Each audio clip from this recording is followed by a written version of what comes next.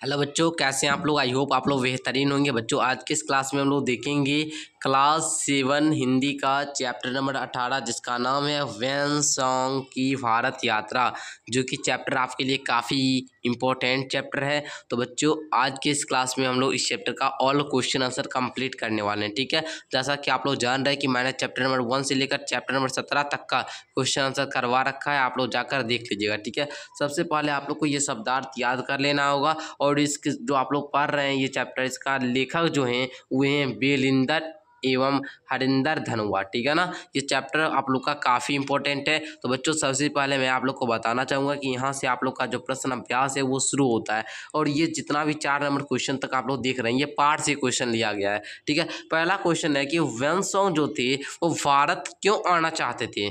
जो वैनसॉन्ग थे वो भारत क्यों आना चाहते थे। तो बच्चे आप लोग उत्तर में क्या लिखिएगा सर, उत्तर में लिखिएगा कि वैनसॉन्ग भारत आना चाहते थे क्योंकि उन्हें भगवान बुद्ध की जन्मभूमि का दर्शन करना था और साथ ही नालंदा विश्वविद्यालय में रहकर वहाँ के प्रसिद्ध पंडितों और गुरुओं से शिक्षा प्राप्त करना था। उन्हें भारत की धार्मिक और सांस्कृतिक विरासत का अध्ययन करने का गहरा उत्साह था। वह चाहते थे कि वह भारत में बौद्ध धर्म के गहरे रहस्यों को समझे और अपने देश चीन में धार्मिक एवं सांस्कृतिक लाभ पहुंचा सके। ओके बच्चों, तो आप लोग को इस प्रकार फर्स्ट क्वेश्चन का उत्तर लिखना होगा। तो आप लोग समझिए, एक बार जितने भी बच्चे समझ गए होंगे तो यस सर लिखेंगे जल्दी से। हम देखते रहते हैं आप लोग का कमेंट। ठीक है जी, चलिए दूसरा क्वेश्चन देखिए। भारत आने में वैनसॉन्ग को किन किन कठिनाइयों का सामना करना पड़ा। लिखेंगे आंसर में वैनसॉन्ग को भारत आने में कई कठिनाइयों का सामना करना पड़ा। उन्हें चीन की सरकार से भारत जाने की अनुमति नहीं मिली इन्हें, है ना, इसलिए उन्हें क्या करना पड़ा, गुप्त रूप से यात्रा करनी पड़ी। उन्हें खतरनाक नदियों, पर्वतों और रेगिस्तानों को पार करना पड़ा जिससे उन्हें कई बार जान का भी खतरा उठाना पड़ा। वे लंबे समय तक भूखे प्यासे रहे और कठिन परिस्थितियों में यात्रा करते रहे। कई बार उन्हें डाकुओं से भी सामना करना पड़ा जो उनकी संपत्ति छीनने की कोशिश करते थे। तो बच्चों कितना अच्छा सा क्वेश्चन था, आप लोग को याद हो गया होगा। थोड़ा सा और लिख लेंगे, उन्हें भाषा और संस्कृति के अंतर से भी जूझना पड़ा क्योंकि देन ये आप लोग जानिए चीन में दूसरा भाषा बोला जाता है, भारत में हिंदी संस्कृत है ना। तो इस प्रकार बाबू जब भाषा भी चेंज है तो दिक्कत तो होगा ही ना, क्योंकि वह चीनी भाषी थे और भारत में संस्कृत का प्रचलन था। तो ये सब दिक्कत हुआ। इन कठिनाइयों को झेलते हुए वैनसॉन्ग जो थे वो उत्साह और दृढ़ता से अपनी यात्रा पूरी कर लेते हैं बाबू। चलिए क्वेश्चन नंबर 3 के लिए आप लोग कितने बच्चे उत्साहित थे जल्दी से बताएंगे। यस सर हम क्वेश्चन नंबर 3 का उत्तर जानना चाहते हैं। चलिए जी बहुत अच्छे। चलिए क्वेश्चन नंबर 3 कह रहा है कि वैनसॉन्ग और शिलभद्र के मिलन का वर्णन कीजिए। जो ये वैनसॉन्ग थे तो वो शिलभद्र, ठीक है ना, तो उनसे जब मिलन का उनका वर्णन करा। लेकिन जब वैनसॉन्ग नालंदा विश्वविद्यालय पहुंचे तो वहाँ के प्रसिद्ध प्रधानाचार्य शिलभद्र से मिलने के लिए 20 भिक्षुओं ने पहले उन्हें विभिन्न प्रकार की जानकारी दी। तब वैनसॉन्ग को शिलभद्र के सामने लाया गया। वैनसॉन्ग शिलभद्र के चरणों पर झुककर उनके चरणों को चुंबन किया और भूमि पर सिर रखकर नम्रतापूर्वक बोले। क्या बोले भाई कि मैंने आपके निर्देशन से शिक्षा ग्रहण करने के लिए चीन से यहाँ तक की यात्रा की। मैं प्रार्थना करता हूँ कि आप मुझे अपना शिष्य बनाए। कौन बोले, वैनसॉन्ग, किससे, शिलभद्र जी से। चलिए इस पर क्या बोलते हैं, शिलभद्र की आंखें भर आती है। इस पर शिलभद्र जी जो थे उनकी आंख से आंसू आ जाता है और उन्होंने बताते हैं कि उन्हें एक स्वप्न में 3 देवता आए थे जिन्होंने उन्हें बताया कि एक चीनी भिक्षु उनका शिष्य बनकर ज्ञान प्राप्त करना चाहता है, इसलिए उन्हें उसे भली भांति, है ना, भली भांति शिक्षित करना चाहिए। इस प्रकार शिलभद्र ने वैनसॉन्ग को अपना शिष्य स्वीकार कर लिया। तो बच्चों बताइए जल्दी से, समझे आप लोग। यस सर बिल्कुल आप लोग समझ चुके हैं। चलिए नेक्स्ट क्वेश्चन नंबर 4 को देखेंगे। कह रहा है नालंदा का वर्णन वैनसॉन्ग ने किन शब्दों में किया है। लिखेंगे वैनसॉन्ग ने नालंदा विश्वविद्यालय का वर्णन इन शब्दों में किया है। जो शब्द इस प्रकार हैं कि नालंदा में मठ के चारों ओर ईंटों की दीवार थी और एक द्वार महाविद्यालय के रास्ते में खुलता था। वहाँ 8 बड़े कक्ष थे जो कलात्मक और बुर्जी से सुसज्जित थे। वेदशालाएं सुबह के कुहासे में छिप जाती थी और ऊपरी कमरे बादलों में खोए से प्रतीत होते थे। मठ में खिड़कियों से झांक कर लगता था कि हवा के साथ मिलकर बादल नई नई आकृतियां बनाते थे। वृक्षों के पत्ते सूरज और चांद की रश्मियां झिलमिलाती थी। तालाब में है ना कमल खिलते और रक्ताब कनक पुष्प झूमते थे। आम के कुंजों से मधुर खुशबू वायु में तैरती रहती थी। तो बच्चों इस प्रकार आप लोग लिख लीजिएगा। आगे क्या लिखिएगा कि बाहरी सभी आंगनों में 4 मंजिले कक्ष पुजारियों के लिए थे जो अजगर के आकार है ना आकार के बने थे। जो अजगर के क्या किससे बने थे? आकार मतलब क्या? शेप, उसका जो जैसा वो दिखता था वैसा शेप से बना था। लाल मूंगे खंभों पर बेल बूटे उखड़े थे और जगह जगह है ना जगह जगह पर रोशनदान बने थे रोशनी के लिए, है ना। आप लोग जानते होंगे यहाँ पर ऐसे खंभा है तो वहाँ पर रोशनी के लिए व्यवस्था पूरा मस्त था, ठीक है ना। आप लोग कभी घूमने के लिए आइएगा, है ना। काबर नालंदा में फर्श इतनी चमकदार ईंटों की बनी थी कि वह स्थान अत्यंत रमणीय लगता था। रमणीय मतलब याद करने, मतलब बहुत ज़्यादा सुंदर, अति सुंदर, है ना, जिसका वर्णन न कर सकते हैं, ठीक है ना, वैसा लगता था। अब हम लोग पाठ से आगे का क्वेश्चन करते हैं। कहता है निम्नलिखित अंश वेन सॉन्ग के किस पक्ष को दर्शाता है? समझिएगा अंश कौन सा है। लिख रहा है कि जब तक मैं बुद्ध के देश, है ना, जब तक मैं बुद्ध के देश में नहीं पहुंच जाता मैं कभी चीन की तरफ मुड़कर भी नहीं देखूंगा। ऐसा करने में यदि रास्ते में मेरी मृत्यु हो जाए तो उसकी चिंता नहीं है। बाबू देखिए कितना अच्छी बात कही है।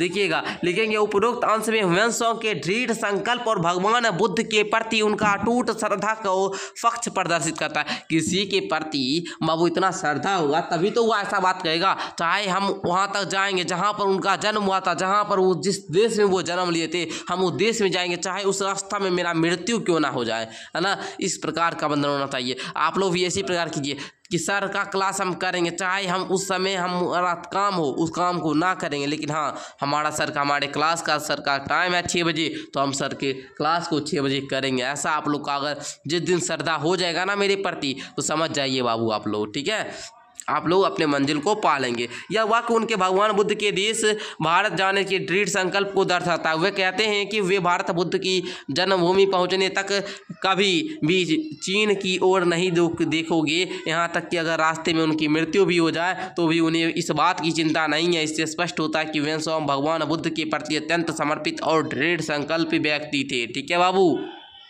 मैं आप लोग को एक बार फिर बताना चाहूँगा कि अगर अभी तक भी आप लोगों ने चैनल को बाबू क्या किया है, सब्सक्राइब नहीं किया है, ठीक है ना।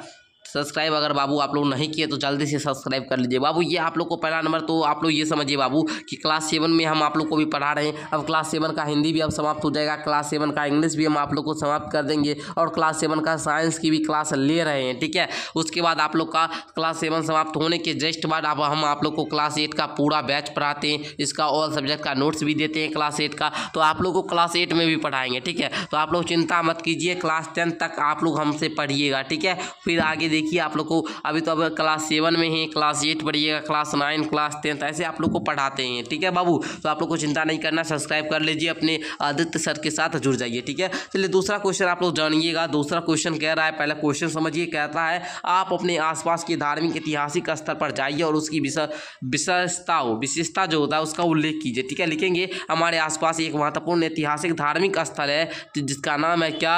जयमंगला गढ़, है ना। आप लोग जानते होंगे, बहुत लोग बोलते हैं जयमंगला गढ़ जय हो, है ना, वो बहुत ज़्यादा प्रसिद्ध है ना, हम लोग का बिहार का बहुत ज़्यादा प्रसिद्ध स्थल है, ठीक है। यह राजा जयमंगल सिंह का प्राचीन किला था, ठीक है, जो चारों ओर से गहरी और चौड़ी खाई से घिरा हुआ था, जिसे आज कांवड़ झील के नाम से जाना जाता है। कांवड़ झील जानते हैं कहाँ पर है? बेगूसराय से, ठीक है ना बाबू। हम लोग तो बेगूसराय से बहुत बार है ना बाबू घूमने के लिए भी गए हैं, हम लोग के से है ना बहुत मुश्किल से, है ना, हम लोग का यहाँ पर कितना 10 से 20 किलोमीटर का दूरी पड़ता है, ठीक है। 10 से 20 किलोमीटर की दूरी पर क्या है? मेरे घर से कांवड़ झील है, ठीक है। आप लोग कभी आइएगा तो हमसे मिल सकते हैं, ठीक है। चलिए, इस किले की सुरक्षा के लिए झील के बाहर ऊंचे ऊंचे टीले बनाए गए थे जो आज भी देता, है ना, टीला के नाम से विख्यात है। झील में जगह जगह कमल के फूल खिले हुए हैं और यह पक्षियों का एक अभ्यारण्य है जहाँ पर्यटक नौका विहार का आनंद उठाते हैं। यहाँ पर जो है ना कांवड़ झील में बहुत वहाँ से पक्षी आता है, पक्षियों का अभ्यारण्य भी है, ठीक है, बहुत भव्य बना है, ठीक है।